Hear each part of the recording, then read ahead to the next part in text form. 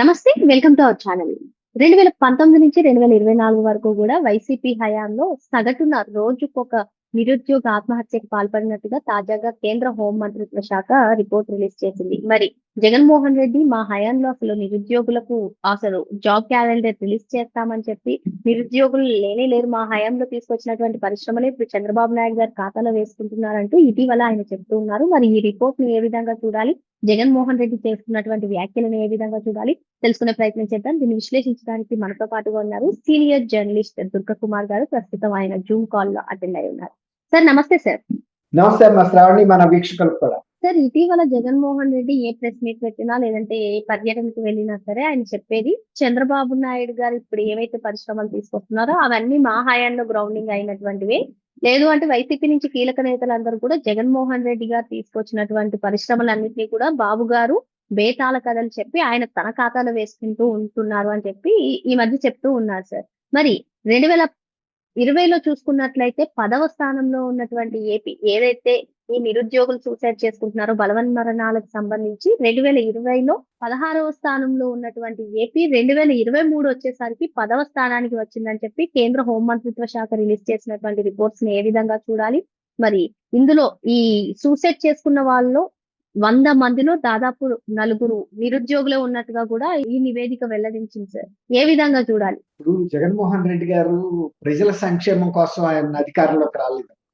ఆయన సొంత ఖజానా నింపుకోవాలనే ఒక దుష్ట ఆలోచనతోనే నాకు ఒక్కసారి అవకాశం ఇవ్వండి అని వచ్చాడు. ఎందుకు ఆయన సొంత ఖజానా నింపుకోవాలనుకున్నాడంటే, తండ్రి సాటు బిడ్డగానే ఆయన కొన్ని వేల కోట్ల రూపాయలు రాజశేఖర రెడ్డి గారి హయాంలో సంపాదించాడు.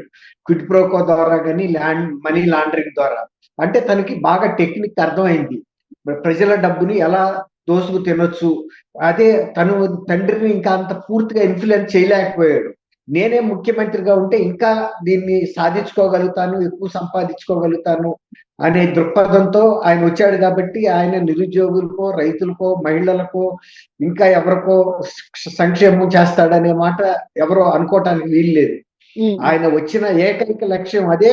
రాగానే కూడా ఆయన చేసింది కూడా ఏంటి, సంపూర్ణ మద్యపాన నిషేధం పెడతానని హామీ ఇచ్చి కూడా ఆ మద్యపాన విధానాన్ని మన జేబులు నిండే విధంగా తయారు చేయమని ఆయన ఆదేశించాడు.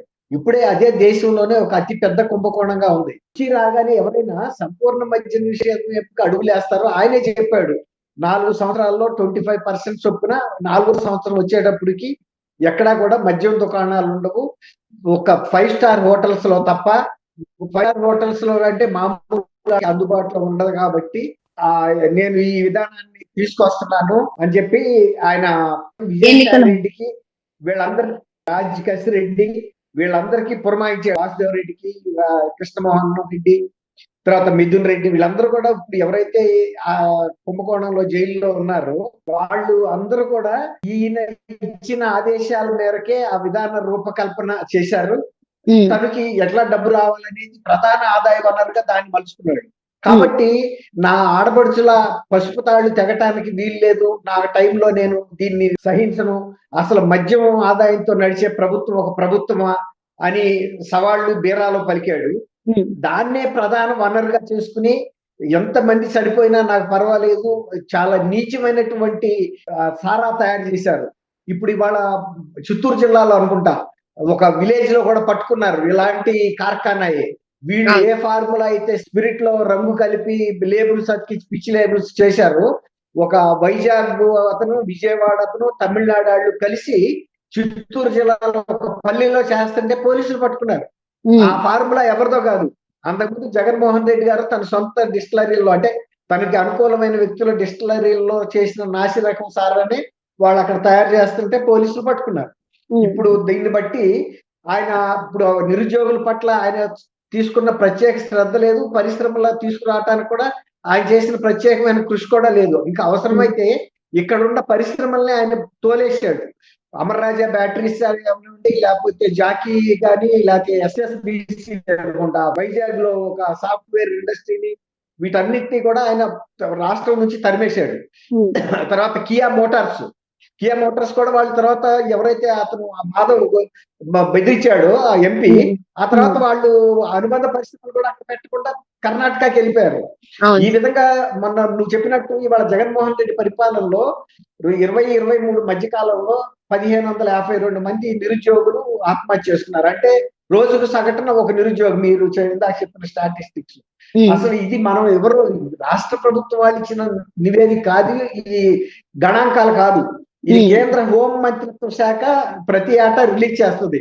ప్రమాదాల్లో గాని ఆత్మహత్యల్లో గాని ఏ రాష్ట్రాల్లో ఎంతమంది చనిపోయారు, ప్రమాదాల్లో ఎంతమంది చనిపోయారు, ఆత్మహత్యలు చేసుకుని ఎంతమంది, ఆత్మహత్య చేసుకున్న వాళ్ళలో కూడా వాళ్ళ వయసు ఏంటి, వృత్తి ఏంటి, ఇవి కూడా అన్ని గణాంకాలు వస్తాయి. ఇది కేవలం నిరుద్యోగులు మాత్రమే, మిగిలిన వేరే మాట. అయితే ఏంటంటే 20 సంవత్సరం అంటే జగన్మోహన్ రెడ్డి గారు అధికారంలోకి వచ్చేటప్పటికి అప్పటికి ఆంధ్రప్రదేశ్ స్థానం భారతదేశంలో 16వ స్థానంలో, కానీ ఈయన అధికారంలోకి వచ్చిన 4 ఏళ్లలోనే 10వ స్థానానికి పెరిగింది. అంటే ఆత్మహత్యలు పెరిగినాయి. దీన్ని బట్టి ఏమర్థం అవుతుంది, నిరుద్యోగుల పట్ల ఆయన ఏమీ ప్రత్యేక శ్రద్ధ పట్టలేదు. చనిపోతుంటే కూడా పిట్టలు చనిపోతున్నట్టు కూర్చున్నాడే గాని ఆయనకి మద్యం ద్వారా వస్తున్న ఆదాయం మెయిన్ గా వస్తుంది కాబట్టి ఆయన సాటిస్ఫై అయిపోయాడు.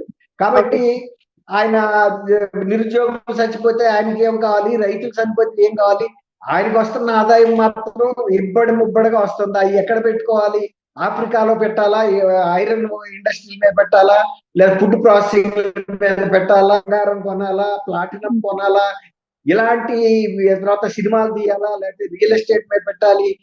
వచ్చిన ఈ అవినీతి డబ్బులు కూడా ఖాళీగా ఉంచకుండా ఒకటేమో 24 ఎన్నికల్లో పెట్టుబడిగా పెట్టాడు. మళ్ళీ 20 గెలిస్తే మళ్ళీ 5 సంవత్సరాల పాటు ఇష్టం వచ్చినట్టు సంపాదించుకోవచ్చు. కొంతేమో ఎన్నికల ఖర్చు కోసం పెట్టాడు, మిగిలింది పెట్టుబడుల రూపంలో రకరకాల రంగాల్లో పెట్టాడు. దుబాయ్ లో కూడా పెట్టాడు. ఇప్పుడు ఈ ఇంట్లో ఇరుక్కున్న వీళ్ళందరూ కూడా ఈయన పేరు కనుక చెబితే చంపేస్తా అన్న భయానికి వాళ్ళు అసలు నోరు తెరవలేకపోతున్నారు. ఇప్పుడు నిన్న మిథున్ రెడ్డికి బెయిల్ వచ్చింది. ఆయన రాష్ట్రంలో ఎంత అరాచకం రాజ్యం వెళ్తుందంటే నిరుద్యోగులు రోజుకి చనిపోతున్నా కూడా ఆయన పట్టించుకునే స్థితిలో లేడు. ఎందుకంటే ఆయనకి కేవలం కావాల్సింది మద్యం ఆదాయం, ఇసుక మీద, గనుల మీద, అనేక రూపాల్లో మొరం మీద, ప్రతిదీ. తర్వాత ఇళ్ల స్థలాల సేకరణ కోసం కొన్న భూముల మీద. ఇప్పుడు కాదేది అనర్హం అవినీతికి అన్నట్టు ఆయన పరిపాలనలో ప్రతి దాని మీద కూడా కమిషన్లు, కాంట్రాక్టర్ల దగ్గర నుంచి, తర్వాత ఆయన ప్రతిదీ అంటే చిక్కీ దగ్గర కూడా ఆయన పేరు, సర్వే రాళ్ల మీద పేరు, వీటన్నిటికీ గవర్నమెంట్ ఖర్చు కోడిగుడ్డు మీద కోట్ల రూపాయలు ఖర్చు పెట్టాడు. అంటే యువతకు ఉపాధి కల్పించడానికి ఖర్చు పెట్టలేదు కానీ తన వ్యక్తిగతమైనటువంటి విలాసాల కోసం, తర్వాత స్పెషల్ ఫ్లైట్లు వేసుకుని ప్రభుత్వ ఖర్చుతో తిరిగాడు. తర్వాత ఈ ప్రచారానికి కావాల్సినటువంటి దీన్ని గవర్నమెంట్ డబ్బుతో చేసుకున్నాడు, పార్టీ తరఫున చేసుకునే ప్రచారం. ఈ విధంగా డబ్బుని దుర్వినియోగం చేశాడు కానీ దాన్ని సరైన దృక్పథంలో పెట్టి యువతకి ఏదన్నా ఉపాధి చేయాలన్నది లేదు. అందువల్లే అన్ని వర్గాలతో పాటు మొన్న 24 ఎన్నికలు వచ్చేటప్పటికి యువత కూడా తిరగబడిన కారణం అదే. ఇతను తన స్వార్థం చూసుకుంటాడు, మనల్ని పట్టించుకోడు అనే దృక్పథంతోనే 151 స్థానాల నుంచి 11కి తీసుకొచ్చారు. ఇప్పటికి కూడా ఆయన చెప్తున్నాడు కదా, చంద్రబాబు నాయుడు గారు నేను చేసిన పథకాలని, ప్రాజెక్టుల్ని తన ఖాతాలో వేసుకుంటున్నాడని. తను ఖాతాలో వేయటానికి ఏమైనా ఉంటే కదా, ఖాతా మొత్తం అంతా నెగిటివ్ లోకి తీసుకెళ్ళిపోయాడు. అసలు ఇండస్ట్రియలిస్టులు ఆంధ్రప్రదేశ్ లో పెట్టుబడి పెట్టాలంటే కూడా భయపడే పరిస్థితికి వచ్చారు. ఇప్పుడు వాళ్ళలో ఒక విశ్వాసం పాదుకొలిపి, లేదు ప్రభుత్వం మారింది, ఇంకా ఈ ఆంధ్రప్రదేశ్ లో ఇంకెప్పుడు కూడా జగన్మోహన్ రెడ్డిని ప్రజలు ఎన్నుకోరు, మేము కూడా యూనిటీగా ఉండి అట్లాంటి దుష్ట పరిపాలన రానివ్వమని హామీ ఇచ్చి ఇప్పుడు తీసుకొస్తున్నారు. ఆఖరికి కాకినాడ లాంటి పోర్టును కూడా లాభసాటిగా ఉందని చెప్పి వీళ్ళ క్వార్టరీల వ్యక్తులే ఆయన కేవీ రావు గారిని కిడ్నాప్ చేసి ఆయనతో బలవంతంగా సంతకాలు పెట్టించుకుని ఒక పోర్టునే లాగేసుకున్నారంటే, అట్లాగే కృష్ణపట్నం పోర్టును కూడా ఇతరులకు అమ్మటంలో వీళ్ళందరూ కూడా బలవంత పెట్టి ఆ నవయుగా నుంచి లాగేశారు. ఇంకా పైగా వీళ్ళు ఏం చెబుతున్నారు, పోర్ట్ బేస్డ్ ఎకానమీ మేము నిర్మించామని చెబుతున్నారు. తెలుగు వాళ్ళకి చెందినటువంటి పోర్టులను కూడా తీసుకెళ్లి వాళ్ళకి ఎవరైతే డబ్బులు ఇస్తారో వాళ్ళకి పరం చేయటానికి వీళ్ళు పరోక్షంగా సహకరించారు. దాన్ని హ్యాండ్ ట్విస్టింగ్ అంటారు. అంటే పరోక్షంగా ఒత్తిడి తీసుకురావటం ద్వారా వాళ్ళని బయటికి పంపించేశారు. ఇటువంటి అరాచక పాలన చేయడానికి జగన్మోహన్ రెడ్డికి ఒక ఇది ఉంది కానీ, ఒక మంచి పరిపాలన చేద్దాం, తర్వాత సమాజంలో సంపద సృష్టించాలంటే హేళనగా మాట్లాడాడు. ఆఖరికి ఆయన ఎవరైతే ఎన్నికల వ్యూహకర్త ఉన్నాడో ఆయన కూడా అదే చెప్పాడు, ఇతను అప్పులు తీసుకొచ్చి సంక్షేమ పథకాలు అమలు చేస్తున్నాడు, అది కరెక్ట్ కాదు.